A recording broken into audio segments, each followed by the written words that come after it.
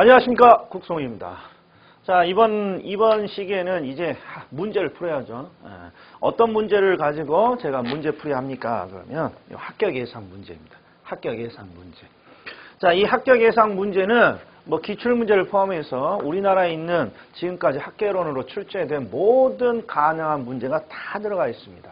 그래서 굉장히 양이 많습니다. 굉장히 양이 많아요. 그래서 내가 아직까지 수준이 그렇죠. 수준이 여러 번 강의를 들어가지고 머릿속에서 모든 논점이 정리되어 있기 전에 이 예상 문제를 보면 굉장히 어렵습니다. 내용이 많고 어려운 문제도 굉장히 많아요. 자, 그럼 여기서 먼저 중요한 포인트 첫 번째. 문제가 많다는 것은 모든 문제를 다 풀어야 되는 것이냐? 그건 아니죠. 문제를 많이 넣는 이유는 능력에 맞춰서 문제를 양을 조절하라는 거지 여기에 수록된 문제를 모두 다 보라는 건 아니에요.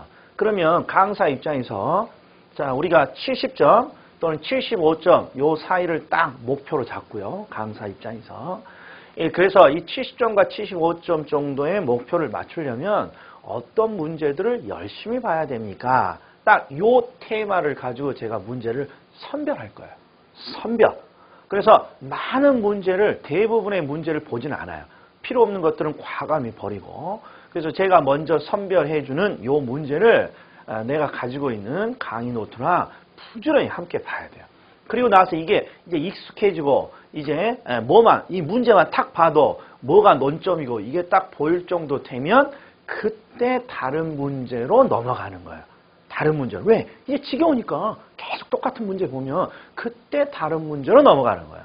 그러면 저는 강의 다시 말했어요. 목표가 70에서 75점을 맞기 위해서 꼭 필요한 문제들을 제가 선별을 하고 그걸 위주로 일단 볼 거예요. 그리고 순서는 어떻게 제가 할 것이냐 그러면 교재에 있는 내용을 차례대로 보지 않을 거예요. 차례대로. 왜 그렇습니까? 이제 문제를 푼다 이 말은 점수를 뭔가 획득해야 되는 과정인데 점수를 획득할 때 쉽게 점수를 획득할 수 있는 부분도 있고 상당 기간 시간이 좀 필요한 시간을 좀 기다려야 되는 부분이 있어요. 계속해서 뭔가 좀 책도 좀 읽고 그러다가 점수가 올라가는 데가 있어요. 그리고 학계론을 처음 하시는 분들에게 또 대단히 어려운 부분이 있고 이게 대표적인 게 세 가지가 있어요. 경제론. 뭐 수요와 공급은 그래도 괜찮은데 탄력성 가면 아주 그냥 의지가 그냥 뚝 떨어져 버린단 말이에요. 이게. 그래서 걔를 맨 나중으로 이제 우리가 경제론이라는 게 총론이 끝나면 바로 탁 들어가는데 두 번째부터 뭔가 그냥 땀을 흘리기 시작하면 그냥 문제를 풀기 싫어. 그래서 맨 뒤로 경제론 맨 뒤로 그 다음에 투자론 맨 뒤로. 투자론은 절반 정도 틀려줘도 돼요. 절반 정도 틀려줘도. 어려운 주제니까 대부분 계산 문제란 말이에요. 그래서 투자론 맨 뒤로. 그리고 하나 더. 감정평가론에서는 전부 다 어려운 건 아니에요. 감정평가 3방식에 해당하는 그 계산 문제가 어려운 거지. 그래서 세 가지를 제가 뒤로 보낼 거예요. 경제론, 그 다음에 투자론, 감정평가론 중 3방식 맨 뒤로 보낼 거예요. 그리고 나서 이제 제가 꼭 맞춰야 될 주제들을 먼저 쭉 문제로 선별할 거예요. 그러니까 잘 따라와야 돼요. 그리고 잘 따라와야 돼요. 그리고 경제론 들어가기 전까지 제가 하는 주제들 있잖아요. 그 주제들을 얼마나 실수하지 않고 잘 맞추느냐 이게 바로 70점을 맞을 수 있는 비법이 되는 거예요. 경제론 좀 틀려도 된다. 어려우면 탄력성 같은 거 계산 좀 틀려도 된다. 투자론 좀 원래 어려운 부분이에요. 그냥 감정평가 3방식 이건 항상 맨 뒤에 나와 있는 부분이기 때문에 시간이 없어서 대부분 못 푼단 말이에요. 그래서 이 세 가지를 맨 뒤로 보내놓고 이제 제가 전반부에 쭉 푸는 문제들 열심히 체크하고 열심히 하셔야 된단 말이에요. 자, 그럼 첫 번째 우리 페이지로는 20페이지 보면 이제 총론 부동산 학에 대한 게 나오죠. 그리고 문제를 풀 때 우리 수업을 들을 때 썼던 강의 노트 꼭 확인하셔야 돼요. 강의 노트가 수업을 들을 때는 필기 노트로 필기를 하지 않아도 되는 이런 필기 노트의 용도로 썼지만 이제 기본 강의가 끝났으니까 이제 강의 노트는 들고 다니면서 뭐 해야 된다? 키워드 암기 노트가 되는 거예요. 키워드 암기 노트. 그러면 키워드를 잘 암기했는지 요 1번으로 제가 테스트 한번 해본다 이런 말이에요. 일단 물음이 뭡니까? 부동산 학이죠. 부동산학. 그러면 부동산 학에서 시험에 잘 나오는 게 뭐가 있어요? 뭐가? 얼른 말해봐요. 얼른.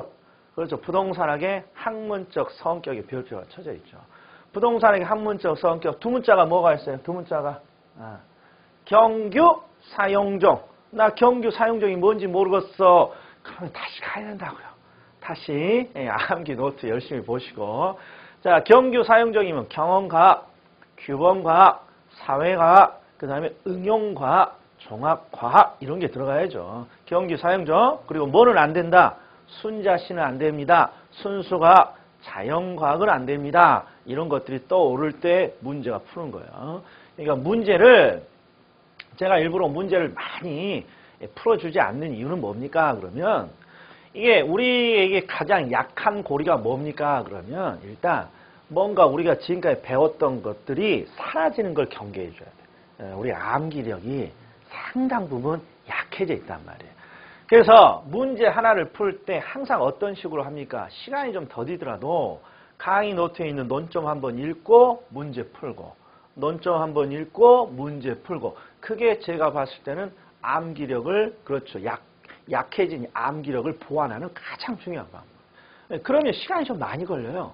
그래서 제가 일부러 문제를 정말 중요한 문제들로 압축을 한 거라고요. 그러니까 문제 몇 개 안 된다고 해서 대부분 총론에서 제가 21문제 딱 뽑아놨단 말이에요. 20문제밖에 안 된다고 해서 그냥 쑥 그냥 보고 끝내버리면 안 되고 논점, 강의 노트 보고 이거 보고 강의 노트 보고 문제 풀고 자꾸 이런 과정이 필요해요. 그러면 분명히 70점 이상 고득점을 할 수 있습니다. 자, 첫 번째, 자 부동산학 들어가겠습니다. 자, 부동산학이란 부동산 활동의 능률화의 원리, 그 응용기술을 개척하는 종합응용과학이다. 이게 부동산학의 정의라고 소개되어 있는 거죠. 그리고 여기에 포인트는 뭡니까? 예조의 종합, 응용, 과학 이렇게. 그 다음에 2번 부동산 과학을 자연과 사회과학으로 구분할 때 부동산학은 사회과학이죠. 사회현상을 연구하는 사회과학입니다.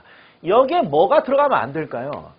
바로 순자씨가 들어가면 안 되죠. 순수과학 X, 그 다음에 자연과학 X 이런 게 떠올라야죠. 그 다음에 3번 부동산학의 연구 대상은 활동과 현상 맞고 4번 이제 이런 거예요. 부동산의 일반 원칙 이 강의 노트에 없다고요. 강의 노트에. 그러면 일단 통과 넘어가잔 말이에요. 그 다음에 부동산학의 접근 방법 부동산학의 접근 방법도 강의 노트에는 없어요. 그러나 강의할 때 제가 소개는 했죠. 부동산학의 접근 방법은 항상 연구 방법. 근데 부동산학의 연구 방법 중에 의사결정을 연구하는 방법이 최근에 각광을 받고 있죠. 여기가 돈이 되니까 투자를 할까 말까, 금융을 할까 말까, 개발을 할까 말까 이 세 가지가 의사결정 활동이에요. 그리고 이 투자, 금융, 개발의 의사결정을 연구하는 게 의사결정 접근 방법이고. 그런데 항상 의사결정 접근 방법의 포인트는 무엇입니까? 이 의사. 누구의 의사를 기준으로 결정을 할 것이냐. 그러면 맹구나 연구가 아니라 합리적 경제인이라고 했죠. 인간이 합리적인 존재이고 자기 이윤의 극대화를 목표로 행동한다. 이런 사람들의 기준에서 의사를 결정하는 거죠. 그래서 5번은 기출이 아주 많이 된 문제죠. 그래서 결국 1번, 2번, 3번, 5번이 맞은 듯 하니까 4번이 틀린 거야. 이렇게 가야 되는 문제예요. 그러니까 쉬운 문제는 아닌 거예요. 자, 그럼 4번을 정답을 보면 부동산의 일반 원칙 해설을 보면 능률성, 안정성, 경제성, 공정성 여러 가지가 있습니다만 항상 부동산 학에서 중시되는 원리는 능률성이죠. 능률성. 근데 능률성이라는 말보다는 효율성이라는 말을 더 많이 쓰죠. 효율성이라는.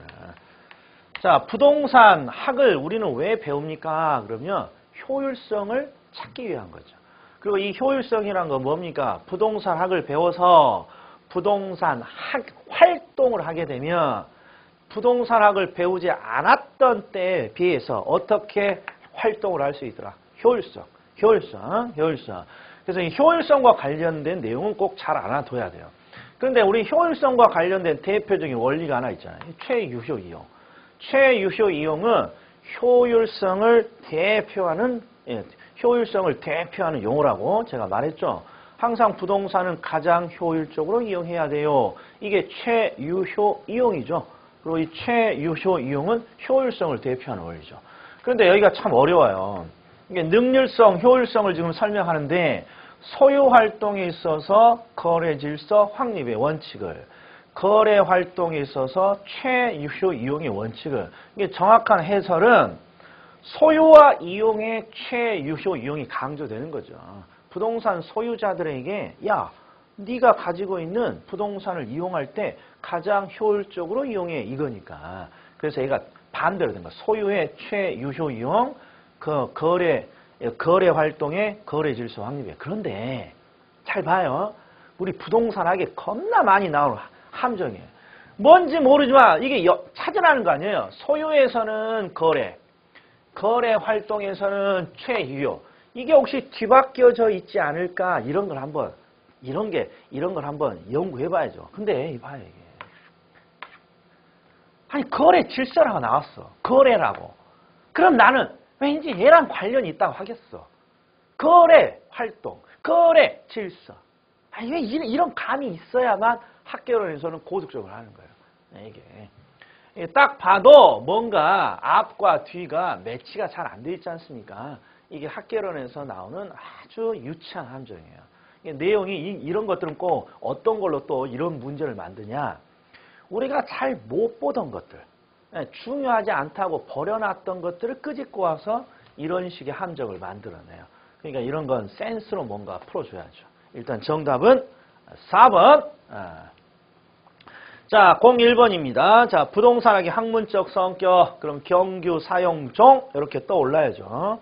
자, 1번 부동산학은 부동산과 인간과의 관계 개선을 연구 과제로 하고 있으며, 이것도 기억 좀 해주세요. 부동산과 인간과의 관계 개선, 이게 부동산 학이 추구하고자 하는 또 하나의 목표예요. 부동산 학을 통해 부동산과 인간과의 관계를 개선하겠다. 그 다음에 부동산학의 정의나 규범적 범위는 시간의 변화에 따라 가변적입니다. 자, 우리 부동산학에서 뭔가 시간의 변화에 따라 고정되어 있다고 무조건 틀린 거예요. 항상 사회 현상이라는 게 시간에 따라 변화되는 거죠.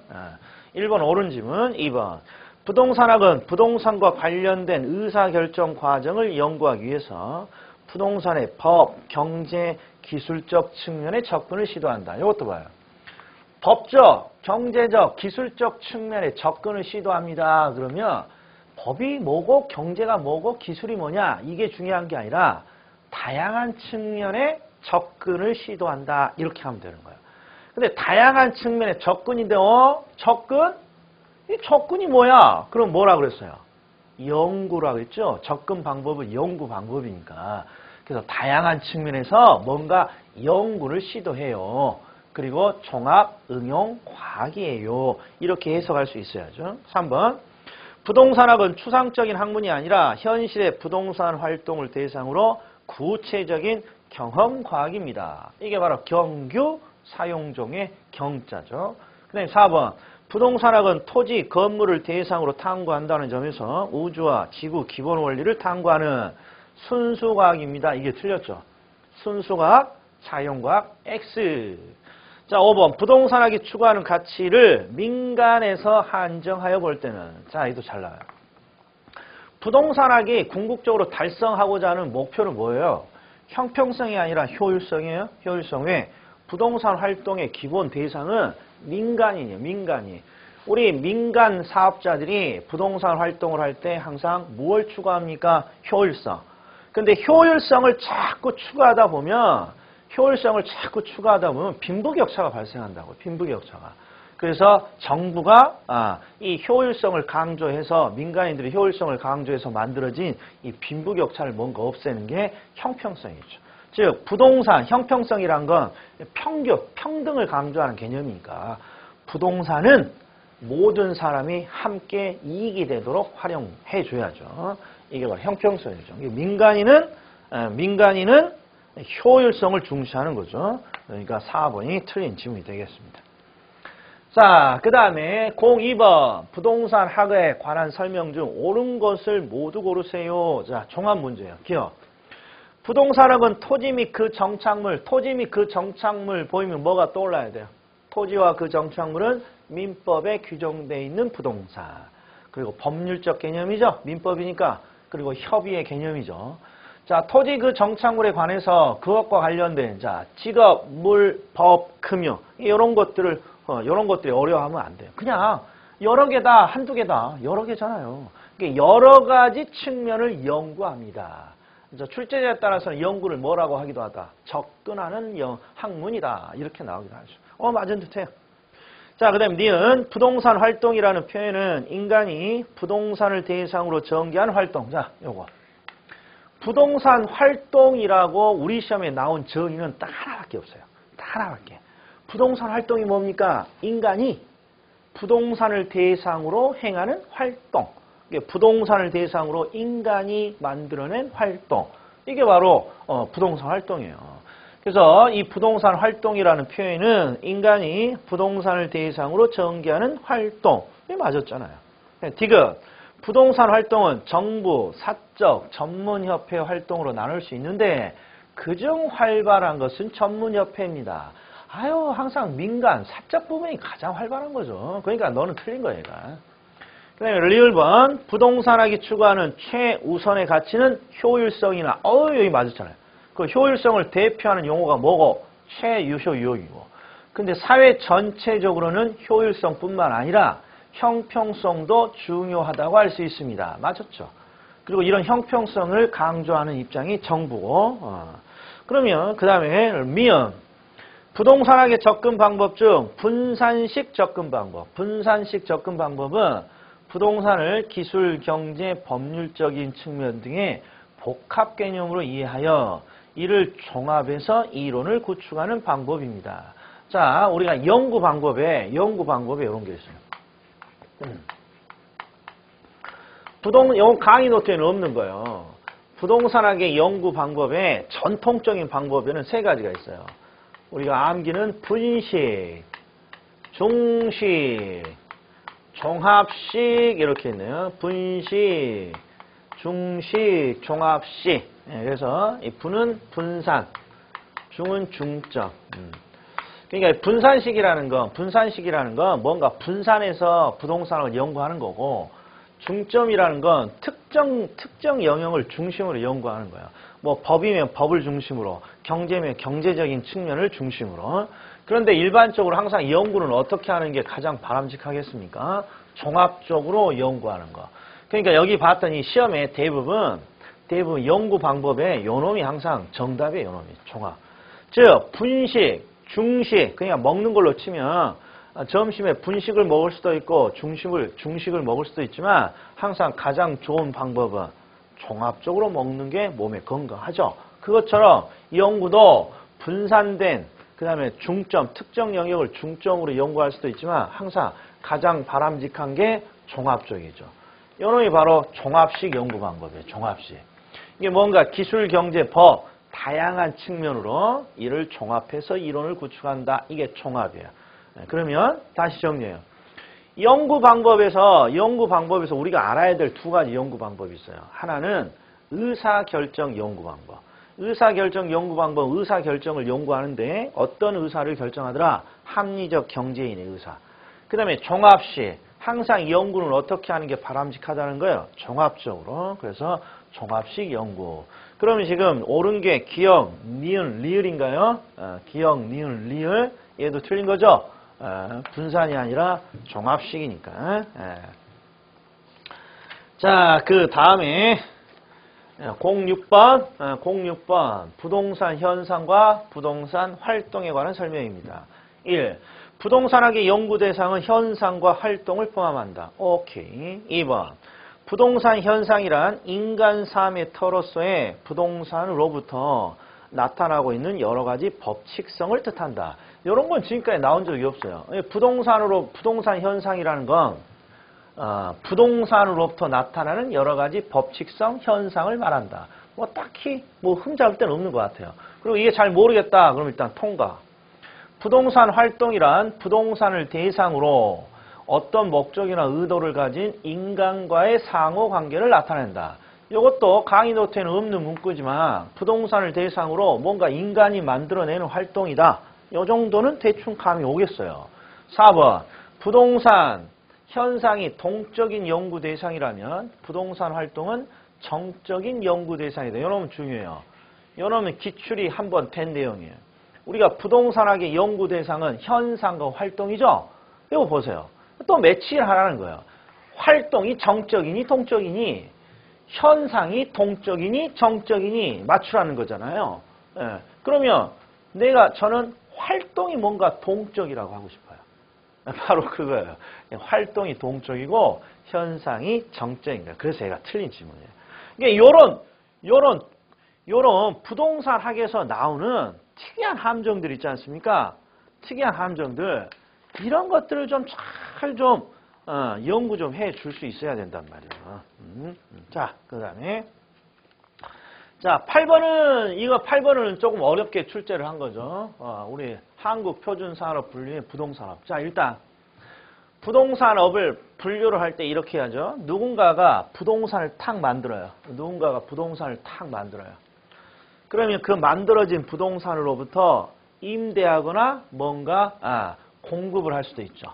임대와 공급. 그 다음에 만들어진 부동산으로부터 각종 이제 서비스업이 만들어지고 바로 이거 이루어지죠. 부동산이 만들어지면 그 부동산으로부터 크게 임대하거나 공급이 팔아먹는 거죠. 임대할 수도 있고 팔아먹을 수도 있고 그리고 부동산과 관련된 어떤 서비스업으로 나눕니다. 자, 그리고 부동산 임대 및 공급업은 또 어떻게 돼요? 부동산 임대업으로 하나, 그 다음에 부동산의 개발 및 공급업으로 하나, 그 다음에 부동산 관련 서비스업, 부동산 관련 서비스업은 어떻게 나눠져요? 부동산 관리업으로 크게 하나, 그 다음에 중개, 자문, 감정, 평가업으로 또 하나. 지금 이렇게 분류되고 있죠. 그러니까 1번과 4번은 우리에게 익숙해요. 그런데 지금 출제자의 포인트는 뭡니까? 그렇죠. 더 깊게 물어봤다 이런 말이에요. 부동산 임대업은 세부적으로 어떻게 나누니 이런 거예요. 근데 명심하셔야 돼요. 이거. 부동산 임대와 부동산 개발 및 공급업은 가장 세부적으로 나누게 되면 세 가지로 나누는데 여기에 특징은 뭐냐? 그러면 항상 건물이 중심이에요. 건물. 그러니까 부동산의 임대 공급업에서는 항상 건물이 중심이에요. 건물. 그리고 건물 위의 것들을 기타 부동산 이렇게 나눠요. 그리고 건물을 어떻게 다시 나누느냐? 항상 주거용이냐? 비주거용이냐? 이렇게 나누죠. 그래서 임대업을 보면 주거용 건물 임대, 비주거용 건물 임대, 그 다음에 기타 부동산 임대 이렇게 되어 있죠. 얘도 주거용 건물 임대, 비주거용 건물 임대, 기타 부동산. 문제는 요놈. 서비스업은 이렇게 안 나눠진다고요. 서비스업 중에 자, 요놈이죠. 부동산 중개, 자문, 감정, 평가임을 어떻게 나눕니까? 부동산 중개로 끝나지 않아요? 중개 및 대리업. 부동산 투자, 자문업. 부동산 감정, 평가업 이렇게 다시 나눠주고 부동산 관리업은 이렇게 안 나눠주고 주거용 부동산 관리, 그 다음에 비주거용 부동산 관리 이렇게 나눠줘요. 이게 건물, 기타 부동산 이렇게 나누지 않고 그냥 주거용 부동산, 그 다음에 비주거용 부동산 이렇게만 나누죠. 요놈이 없다는 거예요. 요놈이. 기타 부동산 이런 거 없는 거예요. 이거 어려운 질문이에요. 자, 요거까지 맞췄다 그러면 제가 칭찬해 드리는 거죠. 자, 그러면 우리 부동산 총론에서는 요 정도면 충분해요. 우리 부동산에게. 그래서 제가 바로 부동산의 개념이에요. 자, 지금 20페이지부터 25페이지까지 12문제가 있어요. 12문제가. 지금 이 강의 노트의 목차로 치면요. 부동산학과 부동산 활동의 이해라는 파트예요. 부동산학과 부동산 활동의 이해는 매년 문제가 출제됩니까? X. 매년 안 나와요. 나와도 한 문제고. 그리고 뭐가 중요합니까? 지금 제가 지금 5문제를 딱 찍어드렸단 말이에요. 이 5문제는 정말 달달해줘야 돼요. 항상 항상 이런 식으로 가는 거예요. 출제 중요도, 출제 빈도수에 따라서 제가 문제를 좀 선별할 것이고 그 중에서도 제일 중요한 것들 이렇게 할 거예요. 자, 그러고 나서 이제 그 다음이 이제 부동산학의 개념이잖아요. 여기서부터는 매년 나오는 거지 않습니까? 그렇죠? 그래서 여기까지가 오리엔테이션이다 이런 거예요. 오리엔테이션. 여기까지 대부분 오리엔테이션 하면 그냥 쑥 그냥 넘겨버리셔서 제가 별로 크게 중요치 않은 부동산학과 활동의 이해 설명하면서 강의를 좀 이렇게 할 거야. 그리고 강의를 한번 쭉 문제풀이 들어봤더니 뭐가 좀 필요하다고 느껴요. 항상 문제를 풀기 전에 강의 노트, 필기 노트로 뭔가 좀 확인하고 이렇게 암기도 좀 하고 이렇게 와야 될 거 아니에요. 최소한 봐요. 제가 마지막 오리엔테이션 당부 말해요. 자, 한국 표준산업 분류에서 부동산 산업을 어떻게 분류합니까? 미스터 우기 이렇게 되고 그러면 다 이해가 돼요. 그리고 끝나고 딱 돌아서잖아요.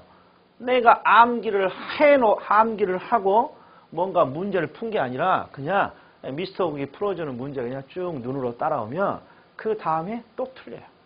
왜? 생각이 안 나니까. 그러니까 걱정하지 말아요. 너무 급하게 생각하지 말고 문제풀이는 제가 선별해놓은 문제 많지 않아요. 그러니까 걱정하지 말고 강의 노트에 있는 것들 다시 암기해줘요. 최소한 뭐는 한국 표준산업의 부동산업이야. 그러면 맨 마지막에 세세 분류까지는 모르더라도 부동산을 만들었어? 그러면 임대하거나 팔지. 이게 임대업, 그 다음에 개발 공급업, 개발 및 공급업. 그리고 부동산이 만들어지면 다양한 서비스업이 나오지. 관련 서비스업. 크게 나누는 것. 관리업 따로 하나, 중개, 자문, 감정평가 하나. 이 정도는 들어있어야 된단 말이에요. 이게 오리엔테이션. 그리고 총 오리엔테이션을 요약 정리해보면 그냥 제가 푸는 건 눈으로 보시면 안 되시고 반드시 강의 노트에 있는 키워드라도 암기하고 들어와 주시면 굉장히 효율적인 학습이 되겠죠. 자, 여기까지입니다. 첫 교시. 다음 시간부터는 이제 매년 나오는 것들 손 볼 테니까 꼭 암기 좀 하고 들어오셔야 돼요. 다음 시간에 뵙겠습니다.